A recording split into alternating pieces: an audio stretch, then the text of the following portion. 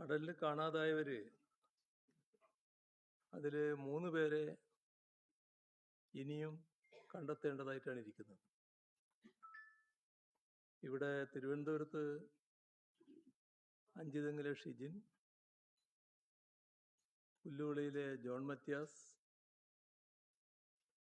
ചവറ പുത്തൻതറയിലെ ഗൗതം കൃഷ്ണ, ഇത്രയും ആളുകളെയാണ് കണ്ടെത്താനുള്ളത്.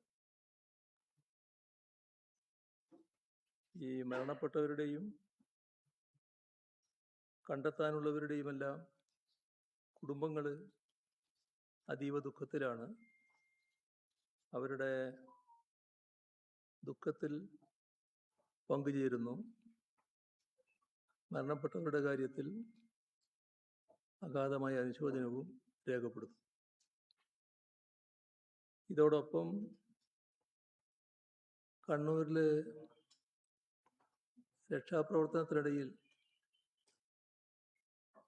മറ്റുള്ളവരുടെ ജീവൻ രക്ഷിക്കാൻ വേണ്ടിയുള്ള പ്രവർത്തനത്തിൽ സ്വന്തം ജീവൻ ബലിയർപ്പിച്ച രാജേഷ്, കടലിൽ കാണാതായ നീണ്ടകരയിലെ ഗൗതം കൃഷ്ണ, പുല്ലുവിളയിലെ ജോൺ, ഇവരുടെയെല്ലാം കുടുംബങ്ങളെ കാണാൻ കഴിഞ്ഞിരുന്നു. അവർക്ക് ഒന്നും ആശ്വാസം ആവില്ലെങ്കിലും അവരുടെ ബുദ്ധിമുട്ടിൽ പങ്കുചേർന്നു സഹതപിക്കുക എന്നുള്ളത് മാത്രമേ ഇപ്പോൾ സാധിച്ചിട്ടുള്ളൂ. അവരെല്ലാവരും, ആ കുടുംബങ്ങൾ ഒരുപാട് പ്രശ്നങ്ങളാണ് അവതരിപ്പിച്ചിട്ടുള്ളത്. ആ പ്രശ്നങ്ങൾക്ക് പരിഹാരമുണ്ടാകണം. ഇപ്പോഴും ഒരു അനിശ്ചിതത്വം ആ കാര്യത്തിൽ നിൽക്കുന്നുണ്ട്. ഇപ്പോൾ മരണമടയുന്നത് കുടുംബത്തിൻ്റെ അത്താണിയായിട്ടുള്ളവരാണ്. അതോടെ കുടുംബത്തിൻ്റെ അവസ്ഥ എന്താകുമെന്നത് സാധാരണഗതിയിൽ ഊഹിക്കാവുന്നതേയുള്ളൂ. അപ്പം അങ്ങനെ നിരാലംബമാകുന്നൊരവസ്ഥ കുടുംബങ്ങൾക്കുണ്ടാകരുത്. ചിലർ ജീവിതത്തിൻ്റെ ഭാഗമായി കടങ്ങളെടുത്തിട്ടുണ്ട്. വലിയ കടബാധ്യത ഉള്ളവരുണ്ട്. അതോടൊപ്പം താമസിക്കാൻ സൗകര്യപ്രദമായ വീടില്ലാത്തവരുണ്ട്. അപ്പം ഇത്തരം കുടുംബങ്ങളെ പ്രത്യേകമായി തന്നെ കണക്കിലെടുത്ത് ആവശ്യമായ നടപടികൾ സ്വീകരിക്കണം. ഇതിലൊരു പുതുമയൊന്നുമില്ല. ഇത്തരം കാര്യങ്ങളിൽ നമ്മുടെ സംസ്ഥാനം സ്വീകരിക്കുന്ന നടപടികളുണ്ട്. ആ നടപടികൾ തുടരുകയാണ് ഏറ്റവും പ്രധാനം. ഈ കാലാനുസൃതമായി പഴയതിൽ നിന്ന് എന്തെങ്കിലും പുരോഗതി, അതായത് കൂടുതൽ സഹായം ചെയ്യാൻ കഴിയുമെങ്കിൽ അതും നല്ലതാണ്. ഇവിടെ വീടില്ലാത്തവർ, അവർക്ക് വീടുകൾ നിർമ്മിച്ച് നൽകണം. കടബാധ്യത ഉള്ളവരുടെ കടം തീർക്കുന്നതിനാവശ്യമായ നടപടികൾ ഗവൺമെൻറ്റിൻ്റെ ഭാഗത്തുണ്ടാകും. അതോടൊപ്പം കുടുംബത്തിൻ്റെ താങ്ങാണ് ഇല്ലാതായിട്ടുള്ളത്, കുടുംബനാഥൻ. അത് ഒന്നുകൊണ്ട് നികത്താനാവില്ലെങ്കിലും കുടുംബത്തിലുള്ള ഒരാൾക്ക് തൊഴിൽ കൊടുത്തുകൊണ്ട് അവരെ സഹായിക്കാൻ തയ്യാറാകും. ഇതൊക്കെ ഇത്തരം കാര്യങ്ങളിൽ നേരത്തെ നമ്മുടെ സംസ്ഥാനത്ത് നടപ്പാക്കിയ കാര്യങ്ങളാണ്. അത് നടപ്പാക്കുന്നതിന് സർക്കാർ തയ്യാറാകേണ്ടതുണ്ട്. രാജേഷിൻ്റെ കുടുംബത്തിൽ ഭാര്യയ്ക്ക് തൊഴിൽ എന്നതാണ് പൊതുവെ ഉയർന്നു വന്നിട്ടുള്ളത്. ചെറിയ കുട്ടികളാണ്. ആ കുട്ടികളുടെ വിദ്യാഭ്യാസം സർക്കാർ ചെലവിൽ സർക്കാർ ആ ബാധ്യത മുഴുവൻ ഏറ്റെടുക്കണം. വിദ്യാഭ്യാസത്തിന് ആവശ്യമായ സഹായം സർക്കാർ നൽകണം. മറ്റു കുടുംബങ്ങൾക്കും ഈ തരത്തിലുള്ള സഹായം തന്നെയാണ് ആവശ്യം. അവിടെ നീണ്ടകരയിലെ കുടുംബവും അവിടെ അവരാവശ്യമുയർത്തുന്നത് ആ അമ്മയുടെ ഒരു ആവശ്യമായിട്ട് പറഞ്ഞത് ഇളയ മകനുണ്ട്. ആ ഇളയ മകന് KMM-ൽ ജോലി കൊടുക്കണമെന്നുള്ളതാണ്. അപ്പോൾ സർക്കാർ ഇത്തരം കാര്യങ്ങളിൽ ഉണർന്ന് പ്രവർത്തിക്കുന്ന നിലയുണ്ടാവണം. ഒരു കാര്യം അർത്ഥശങ്കക്കിടയില്ലാതെ വ്യക്തമാക്കുകയാണ്. നേരത്തെ പറഞ്ഞിട്ടുള്ളതാണ്. ദുരിതാശ്വാസ പുനരധിവാസ പ്രവർത്തനങ്ങൾക്ക് പ്രതിപക്ഷത്തിൻ്റെ പൂർണ്ണമായ സഹകരണവും പിന്തുണയും ഉണ്ടാകും. ഇപ്പോൾ കാലവർഷക്കെടുതിയിൽ നമ്മുടെ സംസ്ഥാനത്തിന് 127 കോടിയിൽ പരം രൂപയുടെ കാർഷിക നഷ്ടം ഉണ്ടായി എന്നാണ് പ്രാഥമികമായി വന്നിട്ടുള്ള കണക്ക്. ഇത് വർദ്ധിക്കുകയും ചെയ്യും. ഇതിപ്പോഴുള്ള ആദ്യത്തെ ഒരു കണക്കാണ്. അതോടൊപ്പം തന്നെ 9332 ഹെക്ടർ സ്ഥലത്ത് കൃഷി നശിച്ചു എന്നാണ് റിപ്പോർട്ട്. 45,904 കൃഷിക്കാരെ ഇത് ബാധിച്ചിട്ടുണ്ട്. എല്ലാ ജില്ലകളിലും നാശനഷ്ടങ്ങൾ ഉണ്ടായിട്ടുണ്ട്. എന്നാൽ വലിയ തോതിൽ ബാധിച്ചത് ജൂലൈ 31 വെള്ളം കയറിയപ്പോൾ ആകെ മുങ്ങിപ്പോകുന്ന അവസ്ഥയാണ് റാന്നിയിലും ആറന്മുളയിലും മറ്റും ഉണ്ടായത്. പത്തനംതിട്ട ജില്ലയിൽ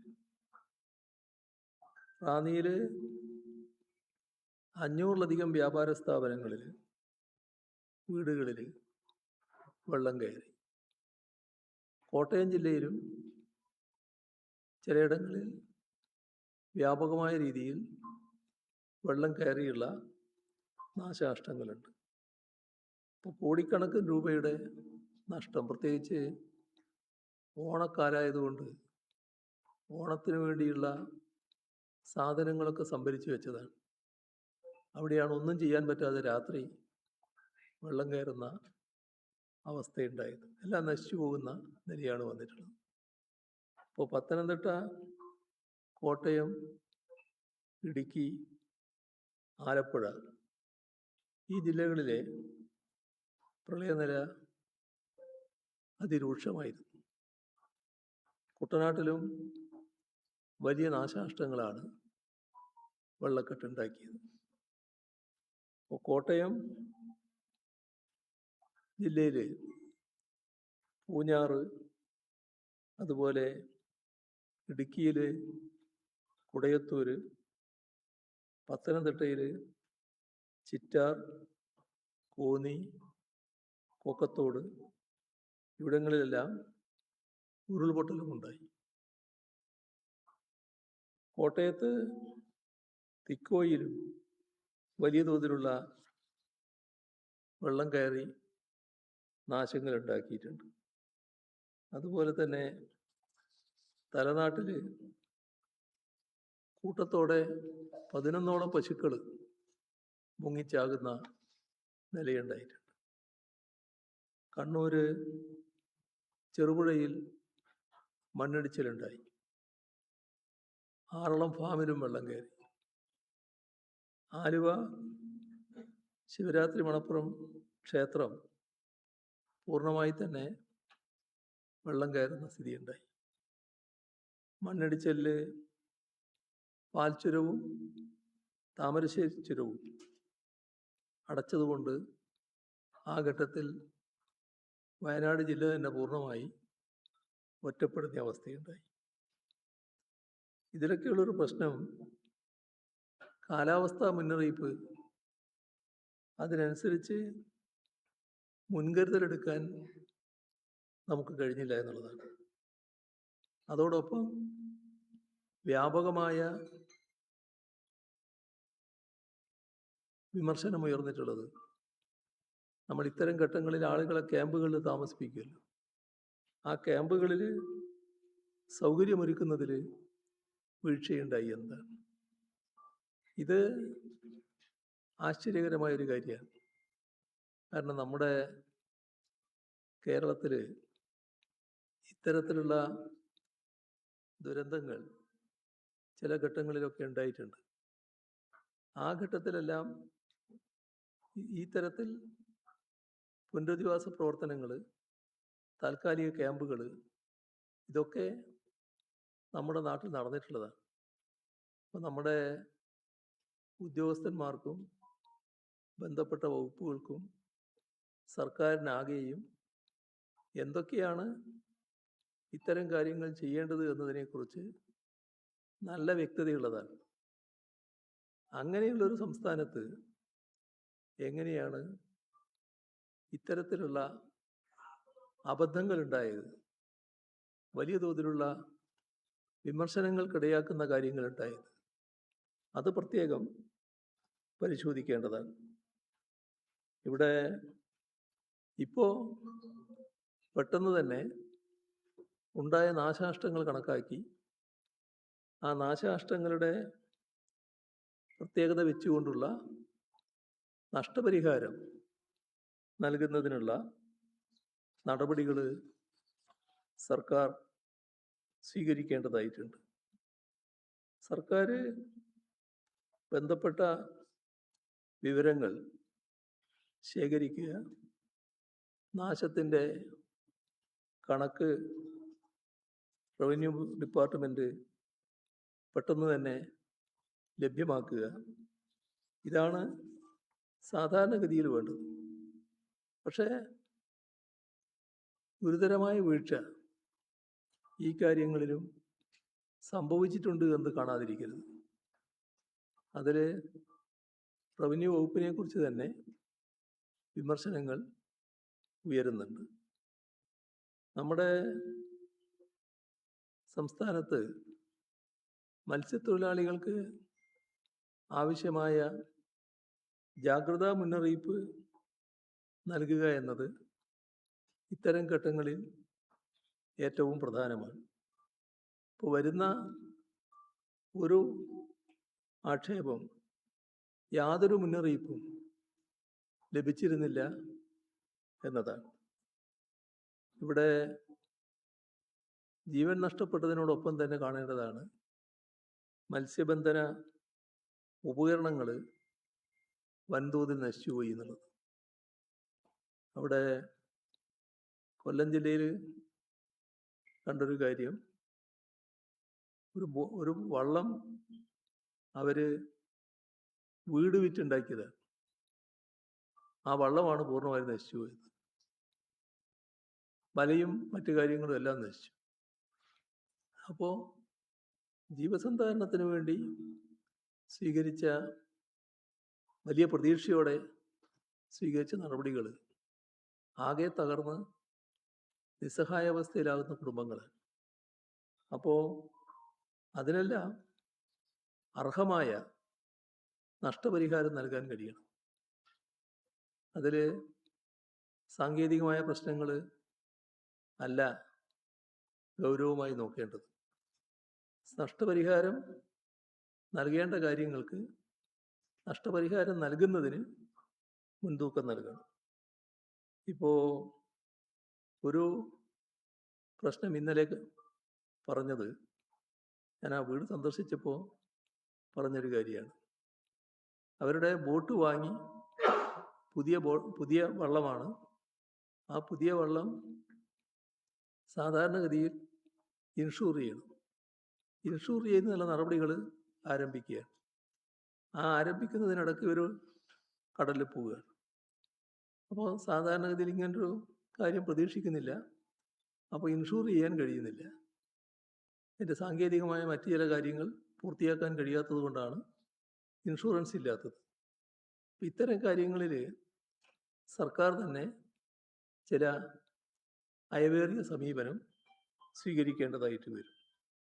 അപ്പോൾ ഇൻഷുറൻസ് ഉണ്ടല്ലോ എന്ന് സാധാരണ ആൾക്ക് കണക്കാക്കാം.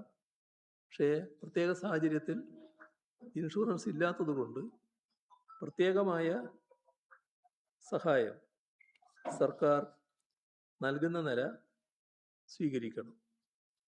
അതേപോലെ തന്നെ ഇവിടെ കടലിൽ പോയവരുടെ കാര്യത്തിൽ അവർ അപകടത്തിൽപ്പെട്ടപ്പോൾ ആ അപകടത്തിൽപ്പെട്ട ആദ്യ മണിക്കൂറുകൾ വളരെ ഫലപ്രദമായ രക്ഷാപ്രവർത്തനം നടക്കേണ്ട സമയമാണ്. പക്ഷേ വലിയ തോതിലുള്ള കൃത്യവിലോപം ഉണ്ടായി എന്നതാണ് ഈ കുടുംബങ്ങൾക്കും തീരദേശത്താകെയും നാട്ടിലും ഉള്ള അഭിപ്രായം. അത് എന്തുകൊണ്ടാണ് സംഭവിച്ചത്? ഇവിടെ ഇത്തരം ഘട്ടങ്ങളിൽ സ്വീകരിക്കേണ്ട നടപടികൾ അറിയാത്തവരല്ല നമ്മുടെ വകുപ്പുകൾ. മുൻകാല അനുഭവമുണ്ട്. എന്തുകൊണ്ട് ഇത്തരമൊരു അപകടം ഉണ്ടായപ്പോൾ പെട്ടെന്ന് ഉണർന്ന് പ്രവർത്തിക്കാൻ കഴിഞ്ഞില്ല? ഒരു പ്രകൃതി ദുരന്തമുണ്ടാകുന്ന ഘട്ടത്തിൽ രാഷ്ട്രീയമായ ആരോപണങ്ങൾ ഉന്നയിക്കേണ്ട ഘട്ടമല്ല. അതുകൊണ്ട് തന്നെ അത്തരം കാര്യങ്ങളിലേക്ക് ഞങ്ങളിപ്പോൾ പോകുന്നില്ല. പക്ഷേ വ്യാപകമായി വിമർശനമുയരുമ്പോൾ അത് പരിശോധിക്കാൻ സർക്കാരിന് ബാധ്യതയുണ്ട്. നമ്മൾ എല്ലാ ദുരന്തത്തിലും കണ്ടതാണ്, ദുരന്തഘട്ടത്തിൽ എല്ലാം മറന്ന് രക്ഷാപ്രവർത്തനത്തിന് സർക്കാരിനോടൊപ്പം സഹകരിച്ച് ജനങ്ങളാകെ ഇറങ്ങാറാണ് പതിവ്. പക്ഷേ സർക്കാർ ചെയ്യേണ്ട കാര്യങ്ങൾ ചെയ്യണമല്ലോ. അതിവിടെ ഉണ്ടായോ? അതാണ് ഗൗരവമായ പ്രശ്നം. അതിന് സർക്കാരിൻ്റെ ഏറ്റവും പ്രധാനപ്പെട്ട ഒരു ഭാഗം പ്രവർത്തനങ്ങൾ ഏകോപിപ്പിക്കലാണ്. ആ ഏകോപിപ്പിക്കൽ പലതരത്തിലുണ്ട്. ഇവിടെ ചെയ്യേണ്ട കാര്യമുണ്ട്. കേന്ദ്ര ഏജൻസികൾ ഇടപെടേണ്ട കാര്യത്തിൽ അവരെ ബന്ധപ്പെടേണ്ടതുണ്ട്. നമ്മുടെ നാട്ടിൽ ഇതുമായി ബന്ധപ്പെട്ട് സഹായിക്കാൻ വരുന്നവരെ ആ സഹായം സ്വീകരിക്കുന്നതിനുള്ള ക്രമീകരണങ്ങൾ ഉണ്ടാക്കേണ്ടതുണ്ട്. ഇങ്ങനെ പലതരത്തിലുള്ള ഏകോപനം ഇവിടെ ഫലപ്രദമായി ഉണ്ടായോ? ഇത്തരം പ്രദേശങ്ങളിൽ നാം പരിശോധിക്കാൻ വേണ്ടി പറയുകയാണ്, സർക്കാരിൻ്റെ സാന്നിധ്യമുണ്ടായോ? അതാണ് ഏറ്റവും ഗൗരവമായ പ്രശ്നം. നമ്മുടെ നാട്ടിൽ മുൻകാലങ്ങളിൽ ദുരന്തങ്ങൾ ഉണ്ടായപ്പോൾ ആ ദുരന്തം തന്നെയാണ്. പക്ഷേ രക്ഷാപ്രവർത്തനം, ആശ്വാസ നടപടികൾ, തൽക്കാലം അവരെ താമസിപ്പിക്കൽ, അവിടെയുള്ള സൗകര്യങ്ങൾ ഒരുക്കൽ, ഇത്തരം കാര്യങ്ങളിലൊക്കെ വലിയ തോതിലുള്ള ഇടപെടലും ക്രമീകരണങ്ങളും ഒരുക്കിയിരുന്നു എന്നുള്ളത് നമ്മുടെ എല്ലാം അനുഭവത്തിലുള്ളതാണല്ലോ. അതിലാണ് വീഴ്ച സംഭവിച്ചിട്ടുള്ളത്. ഇപ്പോൾ ഒരു പരാതി, കുടുംബങ്ങൾക്കുള്ള പരാതി, അപകടത്തിൽപ്പെട്ടു, ആ വിവരം അറിഞ്ഞു അവരെ രക്ഷപ്പെടുത്തുന്നതിന് ഹെലികോപ്റ്റർ വഴിയുള്ള ശ്രമം നടത്തണം എന്ന പൊതുവിലുള്ള ആവശ്യമുയർന്നു. പക്ഷേ അത് പരിഗണിച്ചു പോലുമില്ല എന്ന അഭിപ്രായമാണ്, എന്ന വികാരമാണ് ഈ കുടുംബങ്ങൾക്കാകെയുള്ളത്. ഇവിടെ എന്തെല്ലാം സംഭവിച്ചു അതിന്? വിഴിഞ്ഞത്ത് കാണാതായ മത്സ്യത്തൊഴിലാളി ജോൺ മത്യാസിൻ്റെ മകള്, നീണ്ടകരയിലെ കുടുംബത്തിലെ 3 പേർ നഷ്ടപ്പെട്ട വീട്ടമ്മ, ഇവരൊക്കെ സർക്കാർ ഓഫീസുകൾക്ക് മുന്നിൽ, തെരുവിൽ, മാധ്യമങ്ങൾക്ക് മുന്നിൽ വിലപിക്കുന്ന ദയനീയ കാഴ്ചയല്ലേ നമുക്ക് കാണേണ്ടി വന്നത്? എന്തുകൊണ്ടാണ് അത്തരമൊരു ഘട്ടത്തിൽ ഫലപ്രദമായ നടപടികൾ സ്വീകരിക്കാൻ കഴിയാതിരുന്നത് എന്നത് നാം ഗൗരവമായി കാണണം. ഇതൊരു വിമർശനമായി ഉന്നയിക്കുന്ന കാര്യമല്ല, ഇതൊരു അനുഭവമാണ്.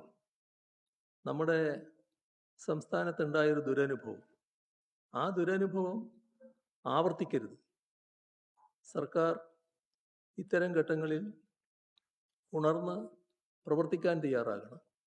അങ്ങനെ കഴിയണമെങ്കിൽ ഉണ്ടായ വീഴ്ച പൂർണ്ണമായി ഉൾക്കൊള്ളുന്ന അവസ്ഥയുണ്ടാവണം. ആ വീഴ്ച ഉൾക്കൊണ്ടുകൊണ്ട് ഇനി അത്തരം വീഴ്ചകൾ സംഭവിക്കാതിരിക്കാനുള്ള ജാഗ്രതയാണ് ഉണ്ടാകേണ്ടത്.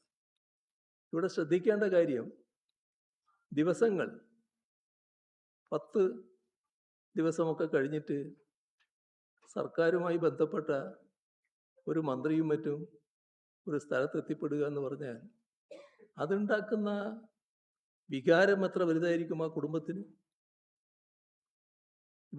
അതിലാണ് ആവർത്തിച്ച് പറയുന്നത്, ഇത്തരം കാര്യങ്ങളിൽ ആദ്യഘട്ടം മുതൽക്കേ മന്ത്രിമാർ അവിടെ ക്യാമ്പ് ചെയ്തുകൊണ്ട് ഫലപ്രദമായി നേതൃത്വം കൊടുക്കുന്ന അവസ്ഥയാണ് ഉണ്ടായിരുന്നത്. എന്തുകൊണ്ടാണ് നമ്മുടെ സംസ്ഥാനത്തെ മന്ത്രിമാരിൽ പലർക്കും ദിവസങ്ങളോളം ഈ സ്ഥലത്തേക്ക് എത്താൻ പറ്റാതിരുന്നത്? അതിൻ്റെ അർത്ഥം എന്താ? ഒരു മന്ത്രിയും ദിവസങ്ങളോളം ഒരു സ്ഥലത്തെത്തുന്നില്ല എന്നാണ്. അങ്ങനെ സംഭവിക്കാമോ? അപ്പം അതാണ് ഗൗരവമായി എടുക്കേണ്ടത്. അത് ആവർത്തിക്കാതിരിക്കാനുള്ള ശ്രദ്ധ ഉണ്ടാവും. എന്നാൽ ഇതുമായി ബന്ധപ്പെട്ട് നടത്തിയ ചില പരാമർശങ്ങൾ അത് വലിയ തോതിൽ വിമർശനമുയർത്തുന്ന അവസ്ഥയുണ്ടായിട്ടുണ്ട്. അതിൽ മുഖ്യമന്ത്രി തന്നെ പറഞ്ഞതായിട്ട് കാണുന്നത്, ആദ്യമായല്ല മത്സ്യത്തൊഴിലാളികളെ കടലിൽ കാണാതെ പോകുന്നത്.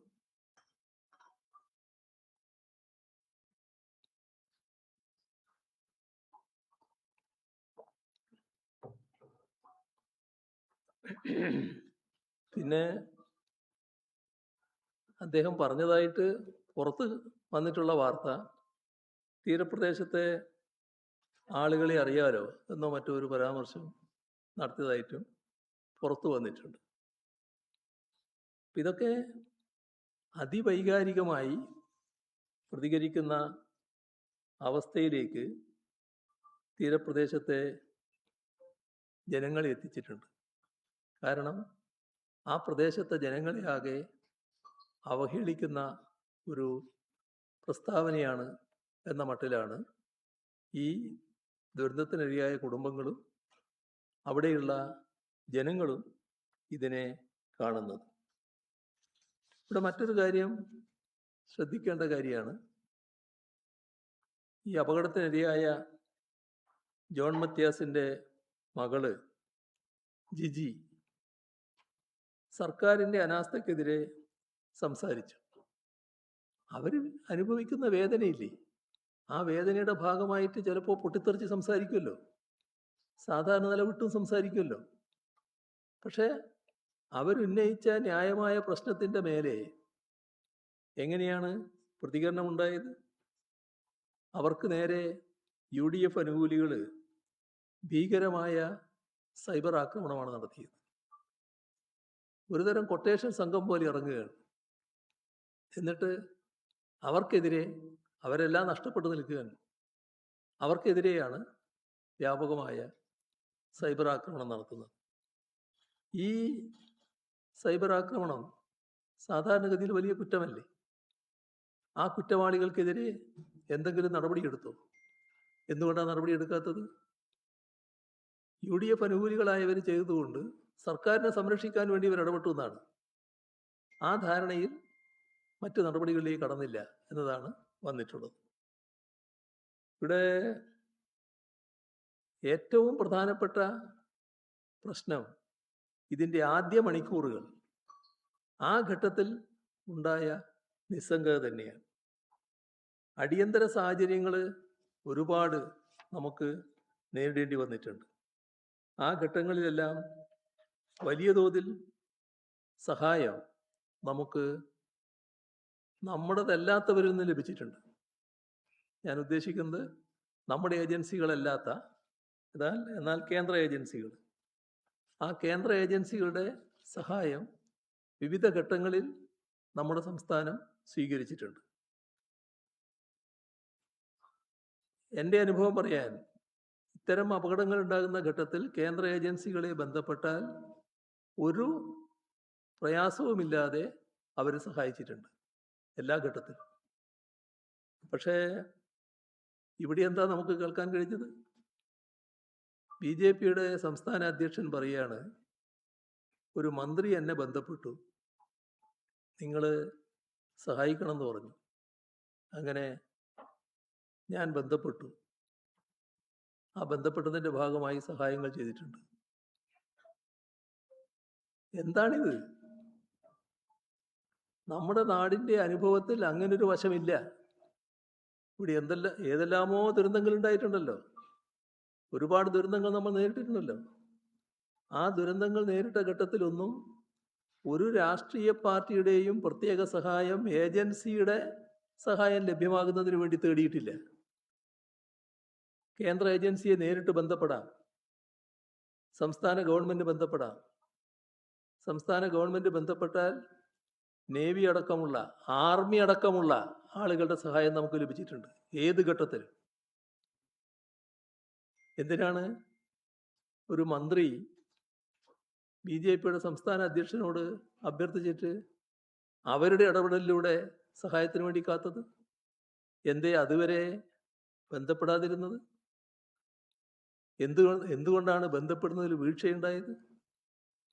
ഇത് ഗൗരവമായ പ്രശ്നമാണല്ലോ. നമ്മുടെ സംസ്ഥാനത്ത് ഇത്തരം കാര്യങ്ങൾക്ക് അടിയന്തര സന്ദേശം നൽകുന്ന രീതികളുണ്ടല്ലോ. ബന്ധപ്പെട്ട ഉദ്യോഗസ്ഥന്മാരെല്ലാം ഉണർന്ന് പ്രവർത്തിക്കുമല്ലോ. കേന്ദ്ര ഏജൻസികൾ നമുക്ക് നൽകിയ സഹായത്തിൻ്റെ ഭാഗമായി അവരുടെ സഹകരണത്തിൻ്റെ മേന്മ കണ്ട് ദുരന്തങ്ങൾക്കെല്ലാം ശേഷം അവരെ അനുമോദിക്കുന്ന ചടങ്ങ് നടത്തിയതാണ് നമ്മുടെ സംസ്ഥാനം. ആ തരത്തിലുള്ള സഹായമാണ് അവരിൽ നിന്ന് ലഭിച്ചിരുന്നത് ഓരോ ഘട്ടത്തിലും. എന്തേ ഇവിടെ അതിനെല്ലാം ഭംഗം വന്നത്? മാത്രമല്ല, കടലില് ജീവൻ നഷ്ടപ്പെട്ടവരുടെ കാര്യത്തിൽ എല്ലാ തരത്തിലുള്ള സംരക്ഷണ സഹായങ്ങളും, സഹായ പ്രവർത്തനങ്ങളും, പുനരധിവാസ പ്രവർത്തനങ്ങളും, കുടുംബത്തിൻ്റെ സഹായം ഉറപ്പിക്കലും എല്ലാം ഉണ്ടാകണമെന്നുള്ള ഭാഗം ഞാൻ നേരത്തെ പറഞ്ഞു. പക്ഷെ മുഖ്യമന്ത്രി പറഞ്ഞതായിട്ട് കാണുന്നത്, കടലിൽ കാണാതാകുന്നവർക്ക് ആനുകൂല്യം നൽകാൻ 7 വർഷം കാത്തിരിക്കണം എന്ന നിയമം UDF മാറ്റും. അത് അദ്ദേഹം കാര്യങ്ങൾ മനസ്സിലാക്കാത്ത ഒരാളാണെങ്കിൽ എന്തോ അറിയാതെ പറഞ്ഞു പോയതാണെന്ന് പറയാം. നമുക്ക് ഓർമ്മയില്ലേ ഓഖി ദുരന്തം? ഓഖി ദുരന്തമുണ്ടായ ഘട്ടത്തിലാണ് നമ്മുടെ രാജ്യത്ത് എവിടെയും ഇല്ലാത്ത തരത്തിലുള്ള ഇടപെടൽ സംസ്ഥാന സർക്കാരിൻ്റെ ഭാഗത്ത് നിന്ന് വന്നത്. കാരണം ഇതുമായി ബന്ധപ്പെട്ട് നഷ്ടപരിഹാരം നൽകൽ ചെറിയ തുകയായിരുന്നു. നഷ്ടപരിഹാരം നൽകുന്നതിനുള്ള സാങ്കേതിക പ്രശ്നങ്ങളുണ്ടായിരുന്നു. അപ്പോൾ നിയമപ്രശ്നം, സാങ്കേതിക പ്രശ്നം, ഇത്തരം നൂലാമാലകൾ, അതിൻ്റെ ഭാഗമായി ഒരു തടസ്സവും ഉണ്ടാകാൻ പാടില്ല എന്ന നിലപാട് തന്നെ സംസ്ഥാന സർക്കാർ എടുത്തു.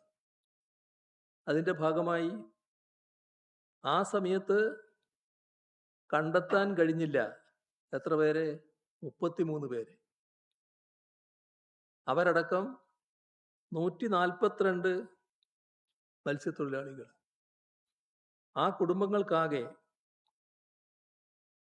അതേവരെ രാജ്യത്തെവിടെയും നൽകാത്ത രീതിയിലുള്ള നഷ്ടപരിഹാരമാണ് നമ്മൾ നൽകിയത്. അതോടൊപ്പം ഈ കാണാതായവർക്ക് ഈ പറഞ്ഞ 7 വർഷത്തെ മാനദണ്ഡമില്ലേ, ആ 7 വർഷത്തെ മാനദണ്ഡം ബാധകമാക്കേണ്ടതില്ല എന്നും തീരുമാനിച്ചു. ഇതൊക്കെ സർക്കാർ ഫയലുകളിലുള്ളതല്ലേ, സർക്കാർ എടുത്ത നടപടിയല്ലേ, രഹസ്യമായിട്ട് എടുത്തതല്ലാലോ. ഞാൻ ഓർക്കുന്നത് അതുമായി ബന്ധപ്പെട്ട് സെക്രട്ടറിമാരുടെ ഒരു സെക്രട്ടറി തല കമ്മിറ്റി ഉണ്ടായിരുന്നു. അവരുടെ ഒരു പരിശോധനയുടെ ഭാഗമായിട്ടാണ് റിപ്പോർട്ടുകൾ വന്നത്. അതിൻ്റെ ഭാഗമായിട്ട് നടപടിയാണ് സ്വീകരിച്ചത്. അതെല്ലാം നടന്നൊരു നാടല്ലേ ഇത്. അതെല്ലാം അറിയാവുന്നവരല്ലേ നാട്ടുകാർ, അതെല്ലാം അറിയാവുന്നവരല്ലേ തീരദേശത്തെ ജനങ്ങൾ. അവരോടാണ് ഇത് ഈ നിയമം UDF മാറ്റുമെന്ന് പറയുന്നത്. നമ്മൾ മാറ്റിയതാണല്ലോ, കീഴ്വഴക്കമുണ്ടല്ലോ, അതനുസരിച്ച് നടപടികൾ സ്വീകരിക്കാമല്ലോ. ഓക്കി ഘട്ടത്തിൽ സ്വീകരിച്ച നടപടികൾ ഇപ്പം സ്വീകരിച്ചാൽ മതിയല്ലോ. കാണാതായവരുടെ കാര്യത്തിൽ അത്തരം നടപടികളിലേക്ക് കടക്കാമല്ലോ. നമ്മൾ ഓർക്കേണ്ടത് ആ ഘട്ടത്തിൽ 22 ലക്ഷം രൂപ വീതമാണ് ധനസഹായം നൽകിയിരുന്നത്. ചില സംസ്ഥാനങ്ങളിൽ മത്സ്യത്തൊഴിലാളികളുടെ പ്രക്ഷോഭം നടന്ന് നിങ്ങൾ ഓർക്കുന്നുണ്ടാവും. കേരളം ഇങ്ങനെ ചെയ്തിരിക്കുന്നു, ഞങ്ങൾക്ക് കേരളത്തിൻ്റെ മാതൃകയിലുള്ള സഹായം ലഭിക്കണം എന്ന് പറഞ്ഞുകൊണ്ട് നടന്ന പ്രക്ഷോഭം. ആ തരത്തിലുള്ള ഇടപെടലായിരുന്നു നമ്മുടെ ഭാഗത്തുനിന്നുണ്ടായിരുന്നു. അതിൻ്റെ കൂടെ നമ്മൾ സൃഷ്ടിച്ച കീഴ്വഴക്കമുണ്ടല്ലോ. കുടുംബനാഥൻ നഷ്ടപ്പെട്ട കുടുംബത്തിന് ജോലി, കുട്ടികൾക്ക് വിദ്യാഭ്യാസം, അവരുടെ സംരക്ഷണം, അതിനായി 2035 വരെ 13.5 കോടി രൂപ ട്രഷറിയിൽ നിക്ഷേപിക്കൽ, ഇവയെല്ലാം നടന്ന നാടാണിത്. അതിൻ്റെ അനുഭവമുള്ളവരാണ് തീരദേശത്തെ മത്സ്യത്തൊഴിലാളികൾ. അത് നമ്മൾ ഓർക്കാതിരിക്കരുത്. അപ്പോൾ ഒരു നിയമ സാങ്കേതിക നൂലാമാലകളും ഇതിനൊന്നും തടസ്സമായി വന്നിട്ടില്ല. അപ്പോൾ ആ വസ്തുതകൾ മുഖ്യമന്ത്രി പരിശോധിച്ചിട്ടില്ല എന്നാണ് തോന്നുന്നത്. ഏതായാലും ഇതെല്ലാം ഉണ്ട് എന്ന് അദ്ദേഹത്തെ ഓർമ്മിപ്പിക്കുകയാണ്. നമ്മുടെ ജനങ്ങൾ തെറ്റിദ്ധരിക്കാൻ പാടില്ലല്ലോ. മുഖ്യമന്ത്രിയും പറയുന്ന കാര്യങ്ങൾ വസ്തുതാപരമായിരിക്കണമല്ലോ. അതുകൊണ്ടാണ് ഇത്രയും കാര്യങ്ങൾ ഓർമ്മിപ്പിക്കേണ്ടി വന്നത്. അതേപോലെ മുഖ്യമന്ത്രി നടത്തിയൊരു പ്രസ്താവന, എത്ര ആലോചിച്ചിട്ടും എന്താണ് അങ്ങനെ ഒരു പ്രസ്താവന അദ്ദേഹം നടത്താനിടയായത് എന്ന് പിടികിട്ടുന്നില്ല. അദ്ദേഹം പറഞ്ഞത്, ഇപ്പോൾ 3 പേരെയല്ലേ കാണാതായത്, എന്നാൽ LDFൻ്റെ കാലത്ത് 148 പേരെ കടലിൽ കാണാതായി. ഇത് ഒരു മുഖ്യമന്ത്രി പറയേണ്ട കാര്യമാണോ? മുഖ്യമന്ത്രി എന്ന നിലയിൽ നടത്തേണ്ട പ്രതികരണമാണോ? പ്രകൃതിക്ഷോഭങ്ങൾക്ക് രാഷ്ട്രീയ മാനം നൽകണോ? അത്യന്തം ഹീനമായ നിലപാടല്ലേ ഇത്. അങ്ങനൊരു നിലപാട് സംസ്ഥാന മുഖ്യമന്ത്രിയുടെ ഭാഗത്ത് ഉണ്ടാകാൻ പാടുണ്ടോ? നമ്മുടെ നാട്ടിൽ ഓരോ കാലത്തും വിവിധ രീതിയിലുള്ള പ്രശ്നങ്ങൾ ഉണ്ടായിട്ടുണ്ട്. കടൽക്ഷോഭം, ചുഴലിക്കാറ്റ്, കാലാവസ്ഥാ വ്യത്യാസം മൂലമുള്ള മറ്റു ദുരന്തങ്ങൾ, ഇതെല്ലാം വരുമ്പോഴാണല്ലോ നമ്മളെല്ലാവരെയും വേദനിപ്പിക്കുന്ന അപകടങ്ങൾ സംഭവിക്കുന്നത്. അത്തരത്തിൽ ഒന്നായിരുന്നു ഓഖി. അതിനു മുൻപ് നമ്മുടെ നാട്ടിലും തമിഴ്നാടിൻ്റെ തീരത്തും സുനാമി ആഞ്ഞടിച്ചു. എത്ര വലിയ നഷ്ടമാണ് ഉണ്ടാക്കി വെച്ചത്. അപ്പോൾ ദുരന്തങ്ങളിലെ മരണനിരക്കുകളോ കാണാതെ പോയവരുടെ എണ്ണമോ എടുത്ത് താരതമ്യം ചെയ്യുന്നതിൽ എന്ത് യുക്തിയാണുള്ളത്? അങ്ങനെ ചെയ്യാൻ പാടുണ്ടോ? അതാണ് ആലോചിക്കേണ്ടത്. ഇവിടെ സംഭവിച്ച വീഴ്ചകൾ പൂർണ്ണമായിട്ട് ഉൾക്കൊള്ളുക എന്താണ് പ്രധാനം. ആ വീഴ്ചകൾ മറച്ചുവെക്കാൻ മരണങ്ങളെ വെച്ചുള്ള താരതമ്യത്തിലേക്ക് കടക്കരുത്. അത് സാധാരണ രീതിയല്ല. അങ്ങേയറ്റത്തെ ഹൃദയശൂന്യമായ നിലപാടാണത്. അത്തരമൊരു നിലപാട് സംസ്ഥാന മുഖ്യമന്ത്രിയിൽ നിന്നുണ്ടാകാൻ പാടില്ല. ഇവിടെ അദ്ദേഹം പറഞ്ഞതുകൊണ്ട് ഒരു കാര്യം കൂടി ഓർമ്മിപ്പിക്കുകയാണ്. ആ കാലത്ത് LDFന്റെ കാലത്ത് തെരച്ചിലിലും രക്ഷാപ്രവർത്തനത്തിലും ഒരു തരത്തിലുള്ള പരാതിയും ആരുടെ ഭാഗത്തു നിന്നും ഉയർന്നിരുന്നില്ല. ഇവിടെ മുഖ്യമന്ത്രിയുടെ അവകാശവാദം മറ്റൊരു അവകാശവാദം പുറപ്പെടുവിച്ചു. ഡ്രോണും ഹെലികോപ്റ്ററും ഉപയോഗിച്ച് ചരിത്രത്തിൽ ആദ്യമായാണ് തെരച്ചിൽ നടത്തുന്നത് എന്ന്. ഇത് പഴയ കാലത്ത് ഉള്ള സംഭവങ്ങൾ പൂർണ്ണമായി മറച്ചുവെക്കലാണ്. ദുരന്ത സമയത്ത് എയർഫോഴ്സിൻ്റെ, നേവിയുടെ ഹെലികോപ്റ്ററുകൾ, കപ്പലുകൾ അതെല്ലാം ഇവിടെ രംഗത്തിറങ്ങിയിരുന്നു. നൂറുകണക്കിന് തൊഴിലാളികളെ രക്ഷപ്പെടുത്താനും കഴിഞ്ഞിരുന്നു. ഇതെല്ലാം നമ്മുടെ നാടിൻ്റെ അനുഭവമല്ലേ? അത് മറന്നുപോയോ? അപ്പോൾ വർഷങ്ങൾക്ക് മുൻപ് നമ്മുടെ നാടിൻ്റെ ദുരന്തത്തിൽ ഹെലികോപ്റ്ററുകൾ ഉപയോഗിച്ചിട്ടുണ്ടല്ലോ. ഇതാദ്യമാണെന്ന് പറയുന്നത് ശരിയാണോ? ഇപ്പോൾ ഹെലികോപ്റ്ററും ഡ്രോണും ഒക്കെ ഇറങ്ങിയെന്ന് പറയുമ്പോൾ അതിലുള്ള പ്രശ്നം എന്താണ്?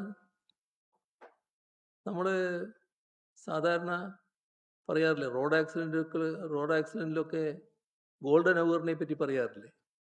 ആ ഗോൾഡൻ അവർ എന്ന് പറയുന്നത് ഈ അപകടം നടന്ന ആദ്യ മണിക്കൂറുകളാണ്. ആ ഘട്ടത്തിൽ നമുക്ക് നീങ്ങാൻ കഴിഞ്ഞില്ല എന്നുള്ളതാണ് ഇതിനകത്തുള്ള പരാതി. അതാണ് ഗൗരവമായിട്ട് കാണേണ്ടത്. ഇപ്പോൾ മന്ത്രിമാര് ഇത്തരം ഘട്ടങ്ങളിൽ സംസാരിക്കുമ്പോൾ അല്പം ശ്രദ്ധിക്കുന്നത് നല്ലതാണ്. ഒരു മന്ത്രി സംസാരിച്ചത് കടലിൽ കാണാതായാൽ മൃതദേഹങ്ങൾ കിട്ടാൻ ദിവസങ്ങൾ എടുക്കാറുണ്ട്. അത് സർക്കാർ തെരച്ചിൽ നടത്താഞ്ഞിട്ടല്ല. ഇതാണ് പ്രതികരണം.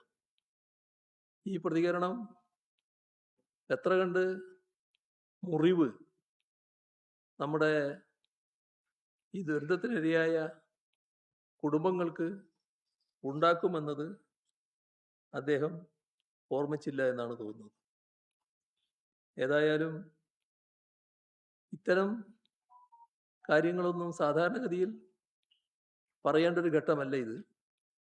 പക്ഷേ വല്ലാത്ത വ്യാപകമായ വീഴ്ചകൾ സംഭവിച്ചപ്പോൾ മേലത് ആവർത്തിക്കാതിരിക്കണമെങ്കിൽ ഇതൊന്ന് ചൂണ്ടിക്കാണിക്കണമല്ലോ എന്ന് തോന്നിയതുകൊണ്ടാണ് ഇത്രയും കാര്യങ്ങൾ പറയാൻ നിർബന്ധിതമായത്.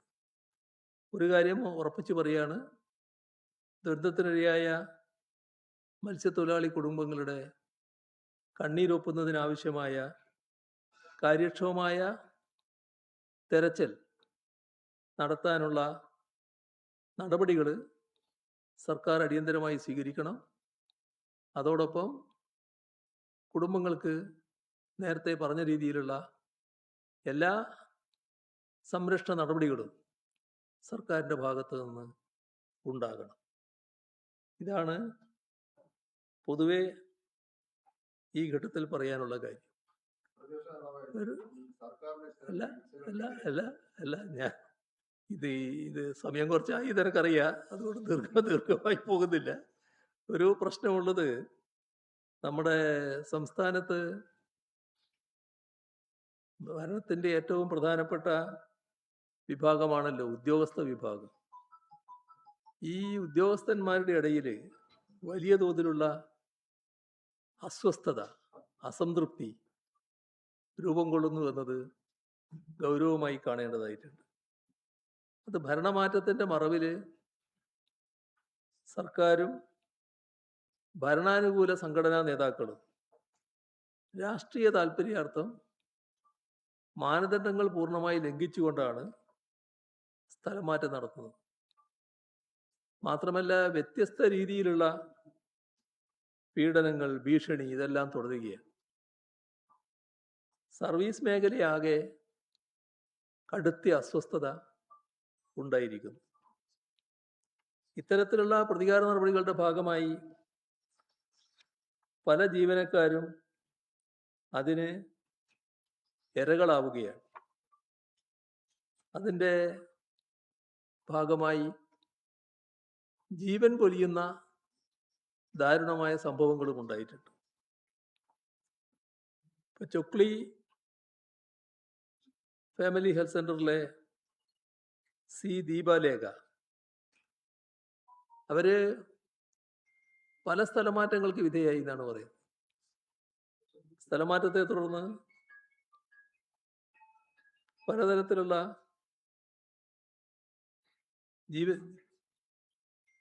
ജീവനൊടുക്കുന്ന ഹൃദയാഘാതമാണ് ദീപലേഖയ്ക്ക് സംഭവിച്ചത്.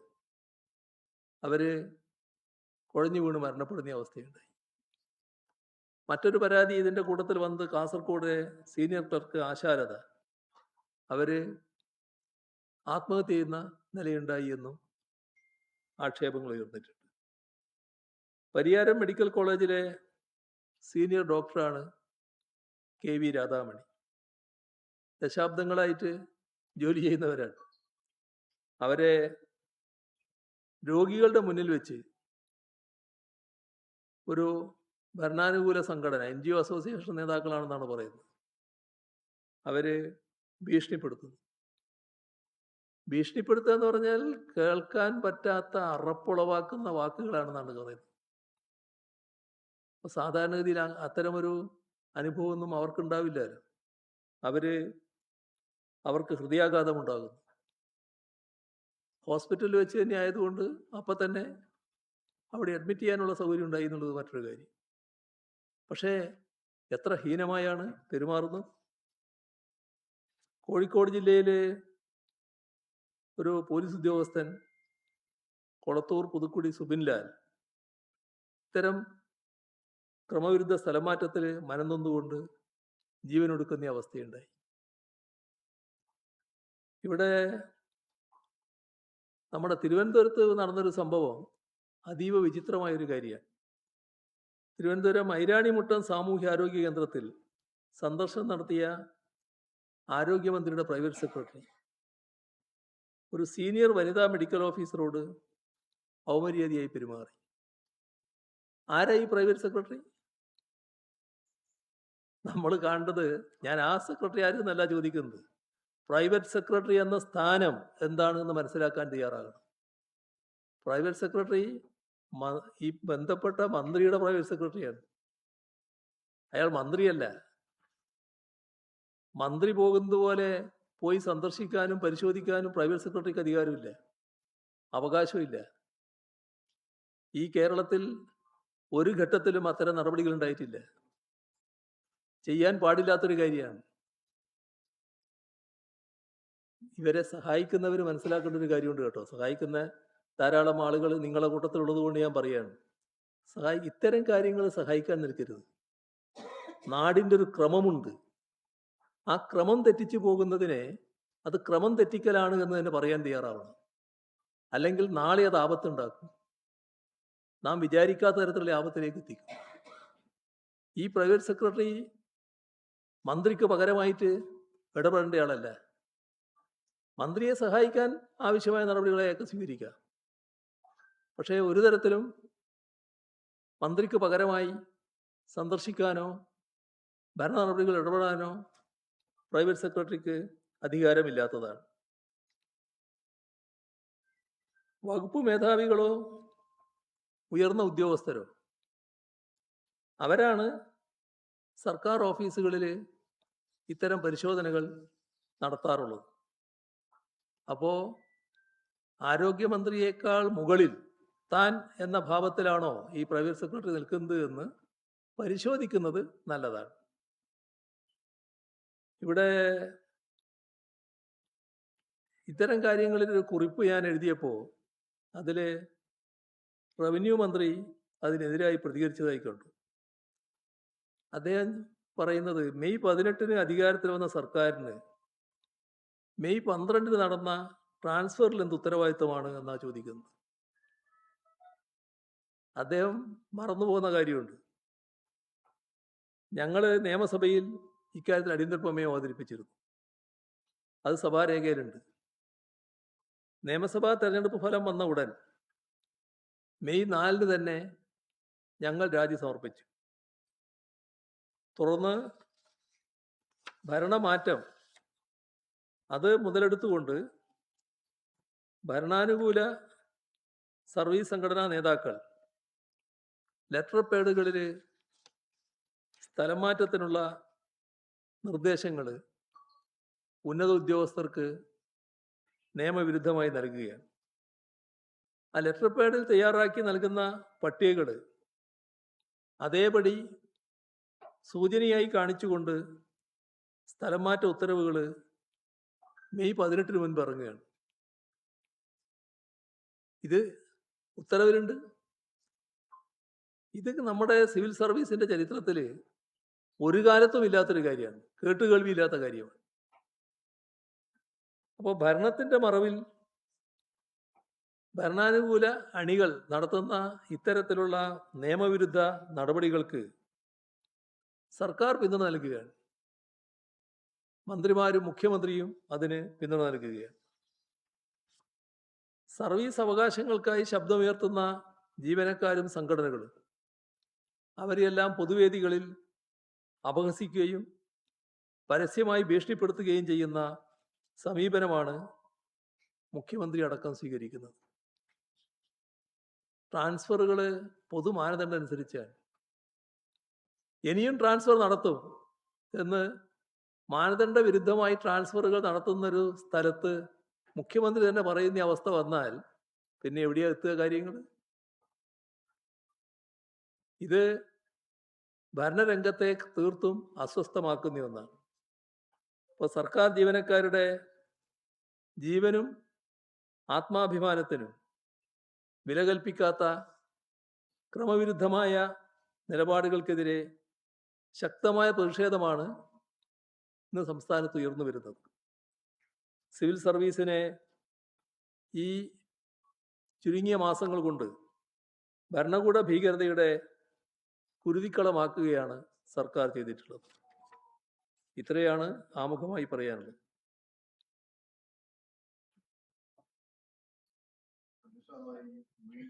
സർക്കാർ അംഗീകരിക്കണമെന്നാണ് താങ്കൾ ആവശ്യപ്പെട്ടത്. പക്ഷെ ഇത്തരം വീഴ്ചകൾ ചൂണ്ടിക്കാട്ടിയ വീഡിയോകൾ, റീൽസുകൾ ഉൾപ്പെടെ കാർഡുകൾ ഉൾപ്പെടെ സോഷ്യൽ മീഡിയയിൽ നിന്നും നീക്കം ചെയ്യുമ്പോൾ നരേന്ദ്രമോദിയുടെ എതിരായ പ്രസ്താവനകളും കാർഡുകളും നീക്കം ചെയ്യുന്നതോടൊപ്പം കേരളത്തിലെ മുഖ്യമന്ത്രിയുമായി ബന്ധപ്പെട്ട കാർഡുകളൊക്കെ നീക്കം ചെയ്തു. കഴിഞ്ഞ ദിവസം താങ്കൾ തന്നെ ഇറക്കിയ പ്രസ്താവന ക്ഷേമ പെൻഷനുകൾ വീടുകളിൽ എത്തിക്കണം, അതുമായി ബന്ധപ്പെട്ട കാർഡുകളും നീക്കം ചെയ്തു. അതേസമയത്ത് വിദ്യാർത്ഥികളെ വെടിവെച്ച് കൊല്ലണം, സ്ത്രീകൾ ബലാത്സംഗം ഇഷ്ടപ്പെടുന്നവരാണ് എന്ന് പറയുന്ന രീതിയിൽ RSS നേതാവ് ടി മോഹൻദാസിന്റെ ഇപ്പോഴും ആ വീഡിയോകൾ ഇപ്പോഴും സോഷ്യൽ മീഡിയയിലുണ്ട്. അത് നീക്കം ചെയ്യാൻ ഒരു നടപടി സംസ്ഥാന സർക്കാർ, ആഭ്യന്തര വകുപ്പ്, പോലീസും സ്വീകരിച്ചിട്ടില്ല. ഇതിനെങ്ങനെയാണ് കാണുന്നത്? ഈ മോഹൻദാസിന്റെ കാര്യത്തില് വല്ലാത്തൊരു ഒത്തുകളിയാണ് ഇവിടെ ഉണ്ടായിട്ടുള്ളത്. കാരണം മോഹൻദാസ് ചെയ്ത നടപടി ആർക്കും ന്യായീകരിക്കാൻ കഴിയുന്നില്ല. എല്ലാവരും അപലപിച്ചൊരു കാര്യമാണ്. അത് RSSന്റെ ഉള്ളിരിപ്പാണ് വ്യക്തമാക്കുന്നത്. RSSന്റെ ഒരു താത്വികാചാരനായിട്ടാണല്ലോ മോഹൻദാസ് പ്രത്യക്ഷപ്പെടാറുള്ളത്. ഇവിടെ ഒരു പേഴ്സണം എന്ന രീതിയിലുള്ള അറസ്റ്റാണ് നടന്നത്. അറസ്റ്റിന് മുൻപ് പാലിക്കേണ്ട നിയമ നടപടികൾ അത് ഒന്നും പാലിച്ചില്ല. അത് ബോധപൂർവം വീഴ്ച വരുത്തുകയാണ്. പോലീസിന് അറിയാത്തത് കൊണ്ടല്ല ഈ കാര്യങ്ങൾ നടപടിക്രമം പാലിക്കാതിരുന്നത്. നടപടിക്രമം പാലിച്ചില്ലെങ്കിൽ എന്ത് സംഭവിക്കുമെന്ന് നല്ല നിശ്ചയമുള്ളതുകൊണ്ടാണ് ഇത്തരത്തിലൊരു നടപടി ഉണ്ടായത് എന്ന് വേണം കാണാൻ. അപ്പോൾ പ്രാഥമിക നടപടിക്രമങ്ങൾ പോലും അറിയാത്തവരാണ് കേരളത്തിലെ പോലീസ് സേന എന്ന് ആർക്കെങ്കിലും പറയാൻ പറ്റൂ? വളരെ ഫലപ്രദമായി പ്രവർത്തിക്കുന്ന കാര്യക്ഷമതയുള്ള ഒരു പോലീസ് സേന തന്നെയാണ് കേരളത്തിലുള്ളത്. അപ്പോൾ അവര് ബോധപൂർവം മറ്റെന്തോ നിർദ്ദേശത്തിൻ്റെ ഭാഗമായി ഇങ്ങനെ ചെയ്യാനുണ്ടായിട്ടുള്ളത്. അതാണ് നമ്മൾ കാണേണ്ട കാര്യം. ഇവിടെ ചോദിച്ച ചോദ്യത്തിൽ ഉണ്ടാകുന്ന മറ്റൊരു ഭാഗം, കേന്ദ്ര ഗവൺമെൻറ് മെറ്റയെ ഉപയോഗിച്ചുകൊണ്ട് സ്വീകരിക്കുന്ന നടപടികളിൽ വ്യാപകമായ വിമർശനം പൊതുവെ ഉയർന്നിട്ടുണ്ട്. ആ രീതിയിലുള്ള നടപടികൾ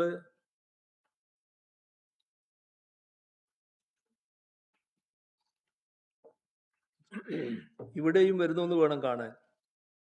ഇപ്പൊ ജന്തർ മന്ദറിലെ യുവജന പ്രക്ഷോഭത്തിന് ശേഷം സമരവുമായി ബന്ധപ്പെട്ട പോസ്റ്റുകൾക്കും റീലുകൾക്കും ഫേസ്ബുക്ക്, ഇൻസ്റ്റഗ്രാം എന്നിവയിൽ മെറ്റ നിയന്ത്രണം ഏർപ്പെടുത്തിയിരിക്കും.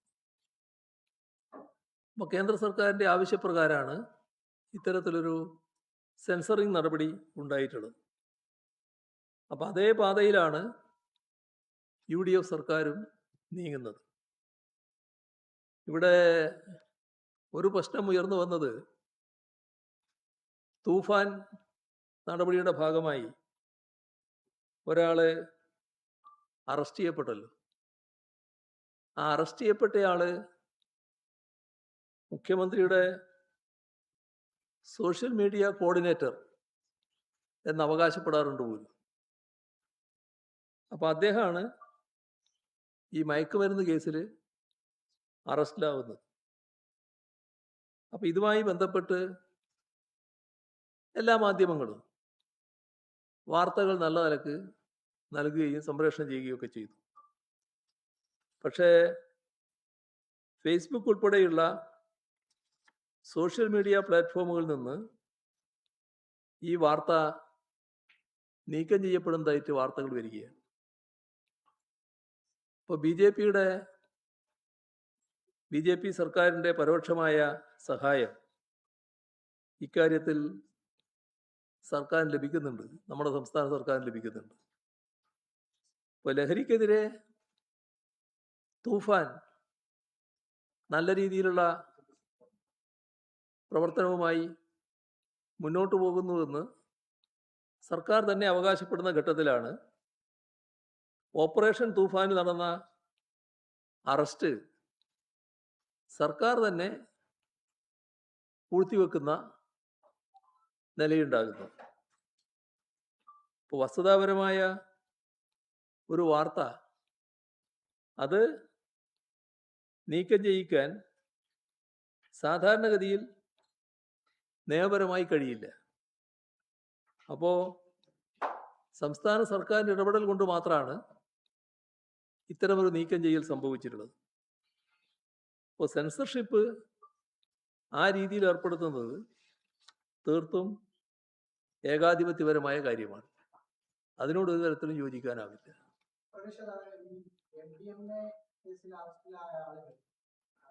സാധാരണഗതിയിൽ പല രാഷ്ട്രീയ നേതാക്കളുമായി ചേർന്നുള്ള ചിത്രങ്ങളൊക്കെ വരാറുണ്ട്. പക്ഷെ ഇത് അങ്ങനെയല്ല. ഈ അറസ്റ്റിലായ പ്രതികൾ ഏറ്റവും അടുത്ത് നിയമസഭയിൽ വന്ന് മന്ത്രിമാരുടെ മുഖ്യമന്ത്രിയെ പല സ്ഥലത്ത് ഓഫീസിൽ ആ തരത്തിൽ കാണുന്നതിനോട് ബന്ധമുണ്ട് എന്നാണ് വീഡിയോ ചിത്രങ്ങൾ കാണുമ്പോൾ മനസ്സിലാക്കുന്നത്. അത് അവരെ ആലോചിക്കേണ്ട കാര്യമാണ്. എന്താണ് ഇത്തരം ആളുകളുമായിട്ട് എങ്ങനെയുള്ള ബന്ധമാണെന്നൊക്കെ അവർ പറയേണ്ട കാര്യമാണ്. ഞാൻ പറയുന്നത് ആ ബന്ധത്തിൻ്റെ കാര്യം മാത്രമല്ല. ബന്ധം ഇയാള് മയക്കുമരുന്നിൻ്റെ ആളാണെന്ന് അറിയാതെയും ബന്ധം വരാൽ. മയക്കുമരുന്നിൻ്റെ ഭാഗമായി നടപടികൾ വന്നാൽ അയാളെ സംരക്ഷിക്കുന്ന നടപടി എന്തുകൊണ്ടാണ് വരുന്നത്? അത് വരാൻ പാടില്ല.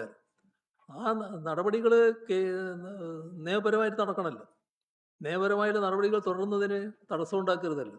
അപ്പോൾ ഇതിൻ്റെ വാർത്തകൾ സോഷ്യൽ മീഡിയയിൽ വരാൻ പാടില്ല എന്നൊരു നിർബന്ധം എന്തിനാണ്? അതൊരു സംരക്ഷണമാണ്. അപ്പോൾ നിങ്ങൾ ചോദിക്കുന്ന ചോദ്യത്തിൻ്റെ ഉൾപ്പൊരുളിന് യോജിക്കുന്നതാണത്. അതിപ്പോഴും നിലനിൽക്കുന്നതാണ് കാണുന്നത്. ഞാൻ ആ ഭാഗം ഉന്നയിച്ചിട്ടില്ല. അത് ഞാൻ കാണുന്നത് നടപടി നല്ല നിലക്ക് സ്വീകരിക്കണം എന്നുള്ളതാണ്.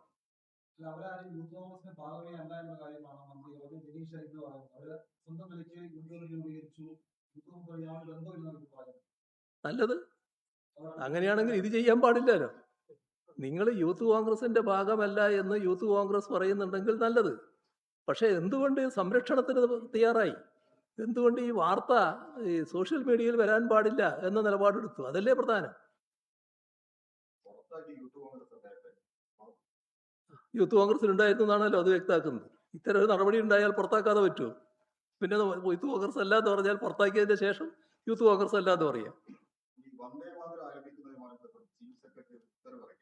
പൂർണ്ണമായി ആരംഭിക്കണമെന്നാണ് പറഞ്ഞിട്ടുള്ളത്. 15 പരിപാടി മന്ത്രിമാരടക്കം മുഖ്യമന്ത്രി പ്രതികരിച്ചിട്ട് മന്ത്രിമാരടക്കം പറയുന്ന സർക്കാർ അറിയാതെ ചീഫ് സെക്രട്ടറി സർക്കാരിന്റെ നയം നടപ്പാക്കേണ്ട ചീഫ് സെക്രട്ടറി അങ്ങനെ ഉത്തരവ് ഇറക്കുമെന്ന് പ്രതിപക്ഷ നേതാവ് താങ്കൾ തോന്നുന്നു. ചീഫ് സെക്രട്ടറി സർക്കാരിൻ്റെ ഏറ്റവും പ്രധാനപ്പെട്ട പ്രതിനിധിയാണ്. സർക്കാർ തലത്തിലുള്ള എല്ലാ കാര്യങ്ങൾക്കും ഔദ്യോഗികമായിട്ട് മന്ത്രിമാരെ പോലെ തന്നെ പ്രതിനിധീകരിച്ച് സംസാരിക്കാൻ ബാധ്യസ്ഥനായ ആളാണ് ചീഫ് സെക്രട്ടറി. അപ്പോൾ അത് സർക്കാരിൻ്റെ അഭിപ്രായമാണ്. ഈ വന്ദേ മാതരം പെട്ടെന്നുണ്ടായ ഒരു പ്രശ്നമില്ലല്ലോ. വന്ദേ മാതരം കുറേ കാലമായിട്ട് ചർച്ച ചെയ്തുകൊണ്ടിരിക്കുകയാണ്. സത്യപ്രതിജ്ഞാ ചടങ്ങ് തൊട്ട് തുടങ്ങിയല്ലോ. സത്യപ്രതിജ്ഞാ ചടങ്ങിൽ പൂർണ്ണമായിട്ട് ആലപിച്ചതിനെ പറ്റിയാണല്ലോ ഏറ്റവും വലിയ വിമർശനം വന്നത്. ഇത് കഴിഞ്ഞിട്ട് ഇത്തരമൊരു സർക്കുലർ പോയി എന്ന് വന്നപ്പോൾ ഒരു മന്ത്രി കയറി പറഞ്ഞു അത് ഗവർണറുടെ നിർദ്ദേശമാണ്. ലോക് ഭവൻ പറഞ്ഞത് ഞങ്ങൾ അങ്ങനെ ഒരു നിർദ്ദേശം നൽകിയിട്ടില്ല. അപ്പൊ എന്താണിതൊക്കെ?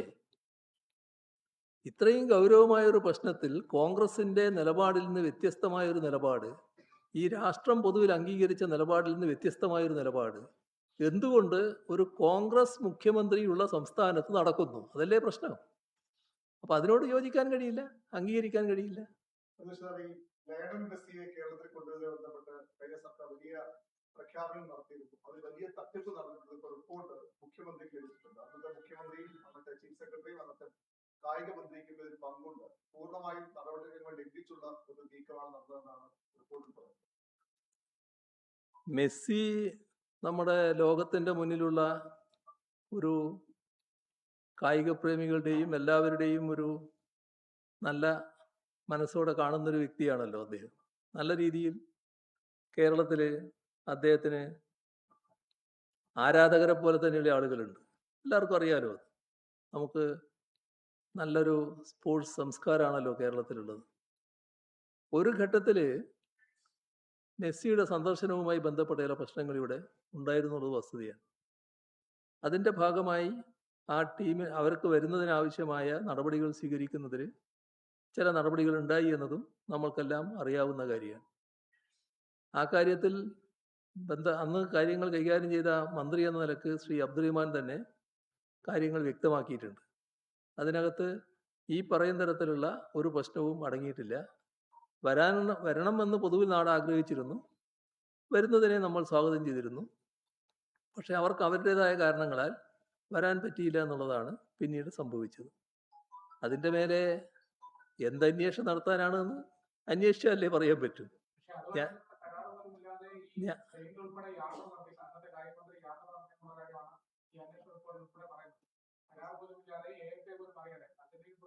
സ്പെയിനിൽ മന്ത്രി പോകുന്നതിന് വേറെ കരാറൊന്നും വേണ്ട.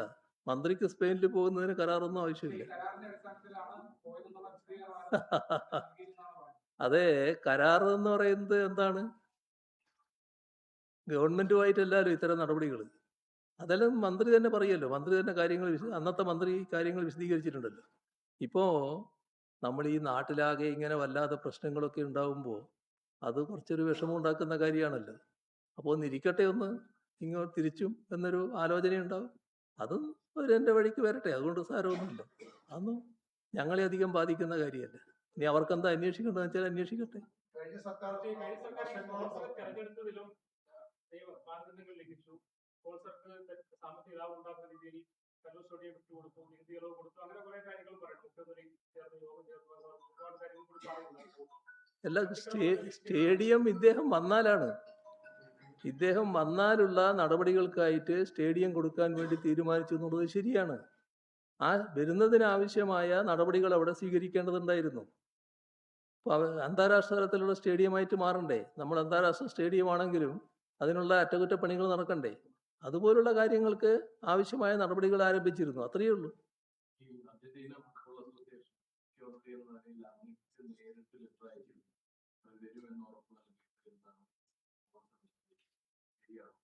എനിക്കതറിയില്ല. എനിക്ക് അങ്ങനെ കത്ത് കിട്ടിയ ഓർമ്മയില്ല. അർജന്റീന ഫുട്ബോൾ അസോസിയേഷന്റെ ഔദ്യോഗികമായിട്ടുള്ള യാതൊരു അറിയിപ്പും ലഭിക്കാതെ കാര്യം പല വേദികളിലും അർജന്റീന വഴിപെട്ടോ എന്ന് പലതവണയാണ് പറഞ്ഞത്. അല്ല, അതൊക്കെ എന്തടിസ്ഥാനത്തിൽ പറഞ്ഞു എന്നുള്ളത് മന്ത്രി തന്നെ വ്യക്തമാക്കുന്നുണ്ടല്ലോ. അന്നത്തെ മന്ത്രി വ്യക്തമാക്കുന്നുണ്ടല്ലോ. ആ കാര്യങ്ങൾ പൂർണ്ണമായിട്ട് മനസ്സിലാക്കാൻ ബാധ്യസ്ഥനായ ഒരാളല്ല ഞാൻ. അതിൻ്റെ ചില കാര്യങ്ങൾ മനസ്സിലാക്കുക എന്നല്ലാതെ A to Z കാര്യങ്ങൾ ഞാൻ അറിയേണ്ടതായിട്ടില്ല സാധാരണഗതിയിൽ. പക്ഷേ അതിനകത്ത് യാതൊരു ക്രമക്കേടുമില്ല എന്നുള്ളത് എനിക്ക് ഉറപ്പിച്ച് പറയാൻ പറ്റും. അല്ലാതെ മുഖ്യമന്ത്രിയായ സമയത്ത് ഏതെങ്കിലും തരത്തിലുള്ള ഒരു ഔദ്യോഗികമായിട്ടുള്ള ഇമെയിൽ സന്ദേശം അർജന്റീന AFI സർക്കാരിലേക്ക് അയച്ചിട്ടുണ്ടോ? അങ്ങനെ എന്താണ് മെസ്സിയെ കൊണ്ടുവരുന്നതിനാവശ്യമായ നടപടികളാണ് ആദ്യം തുടങ്ങിയത്. അതിൻ്റെ ഭാഗമായിട്ട് നല്ല മുന്നേറ്റം ഉണ്ടായിട്ടുണ്ട്. അതിൻ്റെ ഭാഗമായി ചില ധാരണകളും ഉണ്ടായിരുന്നു എന്നുള്ളത് വസ്തുതയാണ്. അതിൻ്റെ കടലാസുകൾ തൻ്റെ കയ്യിലുണ്ട് എന്ന് അന്നത്തെ മന്ത്രി അബ്ദുറഹിമാൻ പറഞ്ഞു കഴിഞ്ഞല്ലോ. അപ്പോൾ അത് കൂടുതൽ നിങ്ങൾ അദ്ദേഹത്തോട് ചോദിച്ചാൽ കിട്ടും. കഴിഞ്ഞ സർക്കാർ കൊണ്ടുവന്ന പല കാര്യങ്ങളും ഇല്ലാതാക്കുന്ന കൂട്ടത്തിൽ ഇപ്പോൾ KDSയിലേക്ക് കാര്യങ്ങൾ വന്നിട്ടുണ്ട്. കുടുംബശ്രീയെ പൂർണ്ണമായും ഒഴിവാക്കുന്ന ഒരു ഉത്തരമാണ് ഇപ്പോൾ. അതിൽ സാധാരണഗതിയിൽ നമ്മൾ ഗവൺമെൻറ്റുകൾ കേരളത്തിൻ്റെ ഒരു അവസ്ഥ മാറി മാറി ഗവൺമെൻറ് വരുന്നതായിരുന്നല്ലോ നേരത്തെ ഉണ്ടായിരുന്നത്. കഴിഞ്ഞ 21 മാത്രമാണല്ലോ തുടർച്ചയായിട്ട് വന്നത്. അതുവരെയുള്ള കുറേ കാലത്തെ അനുഭവം മാറി മാറി ഗവൺമെൻറ്റുകൾ വരുന്നത്. ഞങ്ങൾ 2016 അധികാരത്തിൽ വരുമ്പോൾ ധാരാളം പേർ താൽക്കാലിക ജീവനക്കാരായിട്ടുണ്ട്, ഡെയിലി വേജസുകാരായിട്ടുണ്ട്, പലതരത്തിലുള്ള പല തലങ്ങളിൽ ഉദ്യോഗത്തിലിരിക്കുന്നവരുണ്ട്. ഈ ഉദ്യോഗത്തിൻ്റെ ഒരു പ്രശ്നം എന്താണെന്ന് പറഞ്ഞാൽ, ആ ഉദ്യോഗത്തിലിരിക്കുന്നവർ കുറച്ചു കാലം ആ ഉദ്യോഗസ്ഥരായിരിക്കുമ്പോൾ അതിനനുസരിച്ചുള്ളൊരു ജീവിതക്രമം അവർ ജീവിച്ചു പോവുകയാണ്. നമ്മളൊരു ഗവൺമെൻറ് വന്നു, ഈ പിരിച്ചുവിടാൻ പറ്റുന്ന ആളുകൾ ആരൊക്കെയാണ് എന്ന് നോക്കലല്ല ആദ്യത്തെ ഗവൺമെൻറ് പണി. ഞങ്ങളാ നടപടി ഏതായാലും എടുത്തില്ല. നേരത്തെ ഇരിക്കുന്നവരാരാണോ അവരവിടെ ഇരിക്കട്ടെ എന്ന നിലപാട് എടുത്തു. അവരെ ആരെയും പിരിച്ചുവിടാൻ ഞങ്ങൾ പോയില്ല. ഇപ്പോൾ കാണുന്നത് എന്താ? താൽക്കാലിക ജീവനക്കാരെ ആകെ പിരിച്ചുവിടുന്നു. ഈ പറഞ്ഞ കുടുംബശ്രീ അടക്കമുള്ള മേഖലകളിൽ വലിയ തോതിലുള്ള അസ്വസ്ഥതകളുണ്ടാകും. 10,000-കണക്കിന് ആളുകളാണ് ഇപ്പോൾ തൊഴിലില്ലാത്തവരായിട്ട് മാറുന്നത്. എത്ര ക്രൂരമായ നടപടിയാണെന്ന് നോക്കണം. അങ്ങനൊരു ഗവൺമെൻറ് ചെയ്യാൻ പാടുണ്ടോ? ഇതെല്ലാം എന്തിനാണ്? ഇത്തരം നിയമനങ്ങളുടെ പിന്നിലുള്ള സാധാരണ നടക്കാൻ പാടില്ലാത്ത കാര്യങ്ങൾ നടത്തിക്കുന്നതിനുള്ള വഴിവിട്ട നീക്കങ്ങളാണ്. അതാണ് ഉണ്ടാകുന്നത്. അപ്പം അത് ഒരു ഗവൺമെന്റിന് ഭൂഷണമായിട്ടുള്ള കാര്യമല്ല. കഴിഞ്ഞ സർക്കാർ ഏതാണ്ട് ഒരു വർഷത്തോളം പുറത്തു നിർത്തിയിരുന്ന ഒരു IAS ഉദ്യോഗസ്ഥൻ സർവീസിൽ തിരികെ എത്തിയതിനു ശേഷം സമർപ്പിച്ച ഒരു റിപ്പോർട്ടിലാണ് ഈ മെസ്സി വിവാദത്തിൽ കഴിഞ്ഞ സർക്കാരിന്റെ ഭാഗത്ത് വലിയ വീഴ്ചകൾ ഉണ്ടായി എന്ന് പറയുന്നത്. അദ്ദേഹം ഒരു പ്രതികാരം കൂടിയാണ്. എനിക്കറിയില്ല അതിനെപ്പറ്റി. മറ്റൊരു കാര്യം, ഈ കടലിൽ കാണാതായതായി തിരച്ചിൽ നടത്തുന്നത് നല്ല രീതിയിലാണ്, അസംഖ്യമാണ് എന്ന് ആർച്ച് ബിഷപ്പ് തോമസ് ചേനത്ത് തന്നെ കഴിഞ്ഞ ദിവസം ഒരു പരിപാടിയിൽ പ്രസംഗിച്ചത്. സർക്കാർ പ്രശംസിക്കുകയാണ് അദ്ദേഹം ചെയ്യുന്നത്. നല്ലതല്ലേ? അദ്ദേഹത്തിന്റെ അനുഭവം അദ്ദേഹം പറയട്ടെ. അദ്ദേഹത്തിന്റെ അനുഭവമായിരിക്കും അദ്ദേഹം പറയുന്നത്. ഞാനത് അതിനെപ്പറ്റി പറയുന്ന ആളല്ല. എൻ്റെ അനുഭവം, നാട്ടിൽ പോയപ്പോഴുണ്ടായ അനുഭവം, കുടുംബങ്ങളെ കണ്ടപ്പോഴുള്ള അനുഭവമാണ് ഞാനിവിടെ പറഞ്ഞത്. അപ്പോൾ ശരി.